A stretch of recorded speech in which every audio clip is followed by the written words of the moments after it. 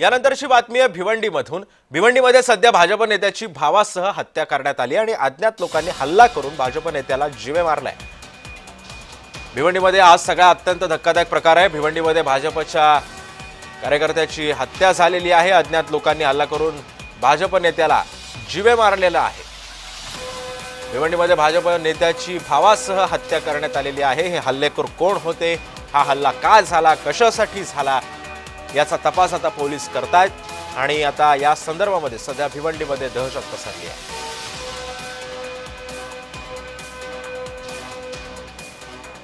भिवंडीमधली ही सगळी घटना आहे। भिवंडीमध्ये एका भाजप नेत्यासह त्याच्या भावाची हत्या करण्यात आलेली आहे। ही हत्या कुणी केली, का केली, कशा संदर्भामध्ये केली हे सुद्धा पाहणं आता महत्त्वाचं ठरणार आहे। या संदर्भामधला पोलीस सुद्धा आता तपास करतायत।